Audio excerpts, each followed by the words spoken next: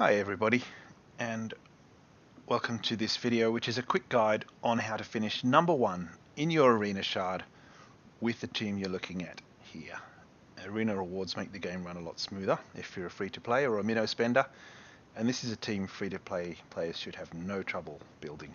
So it starts with Sinister from the War Store, and we're running him as a skirmisher because that means his basic attack, when it generates an assist, if the assisting player is also a skirmisher, that strips buffs from the target, and that's really useful in a team like this. We've got Emma Frost, who's available periodically through milestones. There's another iteration of that coming up. We've got Strife from the Blitz Store. He's a tier 13, not particularly special. We've got Mystique, in even less impressive tier 13, just 3 red stars, but she'll have to do. And we've got Ultron, who is useful for the buffs and the extra targets that he creates. And you can substitute him with Hela if you haven't done Dark Dimension 2, but that does limit how far you can punch up. So that's the team. No legendaries or anything really difficult to get.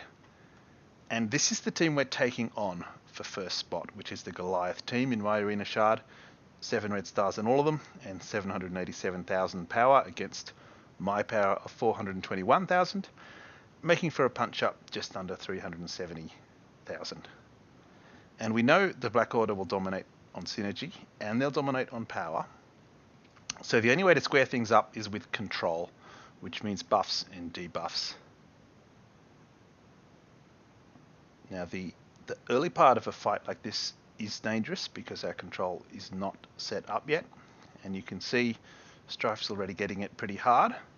It's tempting with Strife to steal buffs off Ebony or Thanos, but if we do that, the payback from Cull will kill him.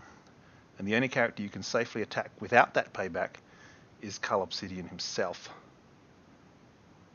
Thanos is going to flip whatever buffs you steal anyway, so you really then need Emma Frost to provide the cleanse.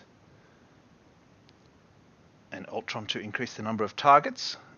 Now, you always would clone Ebony more in a fight like this because you simply can't win a punch up like this without pretty much permanent defense up. So with offense up and defense up and offense down on some of them, we're sort of able to go toe to toe for a period of time. None of that was enough to save Strife, so that's 1 down on our side. The Emma ultimate was important there because it diffuses a taunt, and the blind on Cull gives you basically a holiday from all those paybacks for a little while. And once that's done, you need to take down more as soon as possible so that you have the Ebony more and they don't.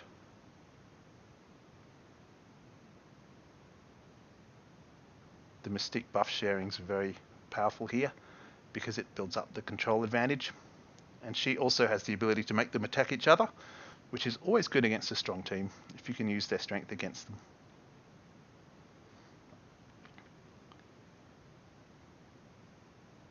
Health transfer from the clone to Ebony Maw was really useful there because it's percentage based, so their red stars do nothing. Now we can't take Cull's paybacks for long, so we have to take him down next, and that's going to take probably 30 attacks or so given the size of that Cull, and a lot of incoming damage while we're doing it, so we are sheltering under those debuffs, those defense buffs and death proofs for the next couple of turns and hoping they hold out.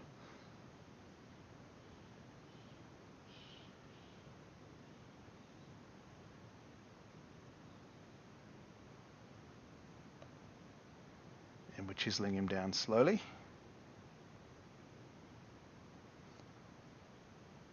Once Cull is gone, you generally want to hit Proxima. She's the controller on the Black Order, and it's quite hard to take out Thanos if she's still around.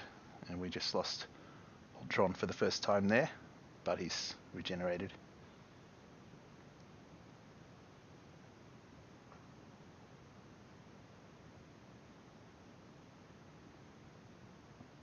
And there goes their controller, and we've still got Ultron hanging on by the skin of his teeth, and now we're going to hit Thanos, and that's going to probably take another 30 attacks given the size of this Thanos.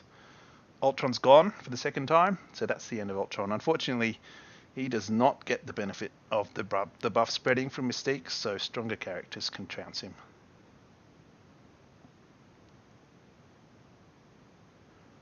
You can see here we've got a very serious advantage in terms of control and buffs and debuffs, which is giving us the edge as we move towards the climax of this one. Big strike from Thanos, reversed all the buffs, but we can make a clone of him now.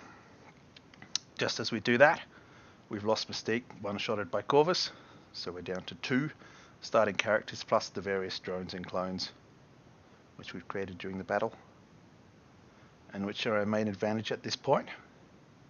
A lot of controls have worn off, but there goes Thanos, and now we're just racing the clock to take down that last minion.